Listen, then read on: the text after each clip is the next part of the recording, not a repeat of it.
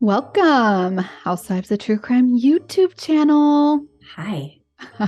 After Christmas edition, still in Christmas spirit. Jingle your balls, people. Always, Yeah. always. I am Tabitha. I'm Gretchen. And if you didn't know by the title of our channel, we are a true crime story YouTube channel.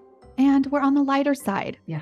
Yeah, we're both moms. We love true crime and we love humor. And we wear stupid shit on our head.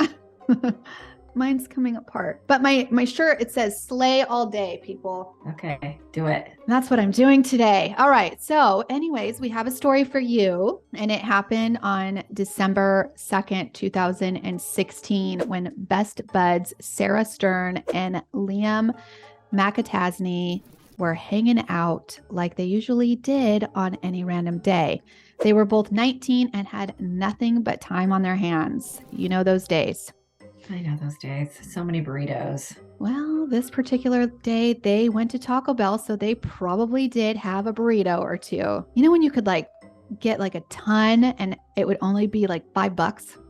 Oh, yeah. I don't know if it's good. still like that, but it is cheap. So they went to Taco Bell. They ran to the neighbor's house to drop something off, and they played some video games all at Sarah's house before Liam had to leave for work to go to his steakhouse job. Okay. Very similar to us, Gretchy, when we worked it out back. Very similar. Later that night, into the early morning of December 3rd, Sarah's car was spotted abandoned in the middle of a bridge. Now, they lived in this small town in Jersey called Neptune City, so it was cold AF in December, and this car looked out of place. The Uber driver that saw it thought to himself, well, there's nobody in there, and I should call the 911. I like that guy. I like people keeping their eyes open. See something, say something. Yeah, you always say that. Yeah. Well, he did. I guess this type of Good Samaritan stuff happens when you live in a small city because I see abandoned cars every day in Dallas and I do not call them in. I believe that. Do you? No. You do not call them in either, girl. I don't even know what car. I don't know what car.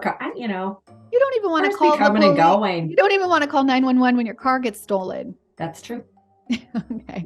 So police are on it and they find the keys in the ignition and no one on site. So they were very concerned. Why the heck would Sarah's car be on this bridge? And why would she leave her keys in it? After they cannot find Sarah at home, they call her dad, and he happens to be at Disney World with his girlfriend that weekend. And he says this is totally out of character for Sarah. And police fear the worst. Like, did Sarah take her own life over that bridge? I mean, her mom did pass just 3 years prior from cancer. So maybe she's just having a hard time and no one really knew about it. And that also happens. So police send the Coast Guard right away to check the waters below that run very fast straight into the ocean in a river called Shark River. Is that what it was called? Yeah, Shark River, and it's scary. Yeah, scary. The police also head straight to Liam's house to see what he could tell them. And basically, he told them the same thing. Taco Bell,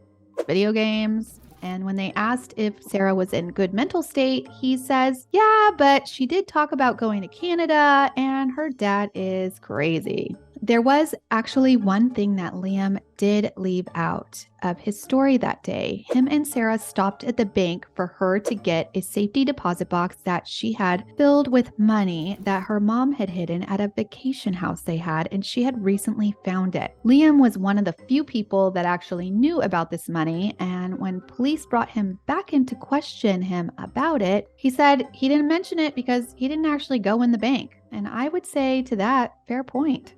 Like, to him, it didn't mean anything. I don't know.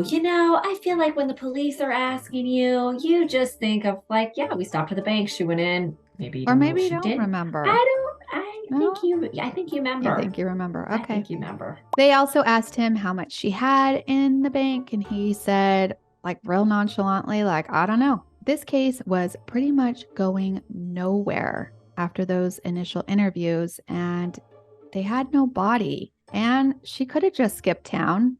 So it was unlikely that she skipped town because her stuff was at home. Her passport, and she also still had another lockbox full of $25,000, which to investigators, they were like, you would probably take that if you were going to skip town and not tell anybody. For sure. However, like I said, no body, and no body cases usually go cold unless they have some real good stuff. And this one was getting icy until they had a huge lead. A friend of Sarah and Liam's who lived in New York said he had a conversation with Liam months prior. He said Liam had told him that Sarah was going to be killed for money that she had found. This Anthony Curry guy, the friend from New York, said at the time he thought Liam was just giving him a movie plot or something because he's a filmmaker in New York, or at least aspiring to be one. When the plot line actually came true, Anthony called the police immediately to tell him what he knew. They set Anthony up with a sting, which is awesome.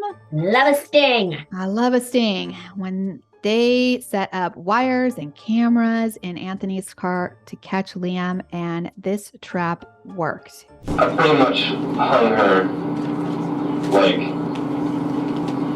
I picked her up and had her just dangling off the ground. You didn't hear that? It was all over the news. I didn't know if you went through. Yeah. And the worst part is, we threw her off the bridge, and the body never showed up. It's probably frozen. It's probably all the way out in the ocean. Liam gave every last detail to Anthony about what he did to Sarah with a stupid effing smirk on his face and no remorse at all, which you all just saw, which I think is pretty evil. Anthony thankfully kept his cool the entire time and acted as if he didn't want to punch him in the face, but I'm sure he did. I mean, I do. And he probably thought, well, if Liam killed Sarah, he probably would kill me too. What Liam also mentioned in the car was that his roommate and Sarah's prom date, Preston Taylor, helped him move the body and throw Sarah over the bridge for half the money, in which they thought was close to $100,000. After Liam killed Sarah, got home, turned out it was only about 10 grand. Oh, geez. Police immediately go arrest Preston, who decides to spill the tea and hopes for leniency, which he did get. Preston Taylor was sentenced to 18 years in prison, and Liam McAtasney, which I want to say Macanasty because that's what I think about him, will spend every last day of his pathetic life behind bars, thankfully.